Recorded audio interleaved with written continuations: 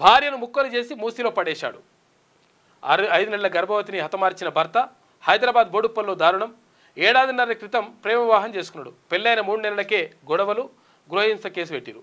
ఇక భార్య పుట్టింటికి వెళ్తానని అడిగినందుకు మళ్ళీ గొడవనట. పథకం ప్రకారం హత్య, శవాన్ని ముక్కలు చేసి 3 విడతల్లో నదిలోకి వేసేసినట.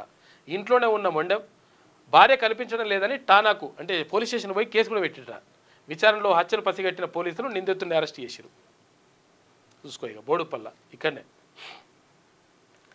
భార్యకు నిప్పంటించి హత్య, అదనపు కట్నం కోసం భర్త దురాగతం.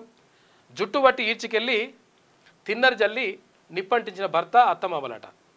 ఇప్పుడు కూడా ఇటువంటి ఏంద్రా నాయన ఇదంతా అదనపు కట్నం కోసం అని చెప్పేసి అంటున్నారు. మరి ఏందో ఇది అది కథ అంతా.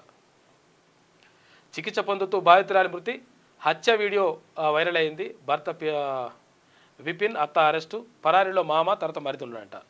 సీన్ రీకన్స్ట్రక్షన్లో ఇన్స్పెక్టర్ పిస్టల్ లాక్కున్న విపిన్. ఇక నిందితుడి కాలిపై పోలీసులు కాల్పులు జరిపినారు. నేను నిప్పంటించలేదని చెప్పేసి నిందితుడు అంటున్నాడు. మరి ఓడి చంపిండ్రా బాబు వేస్ట్.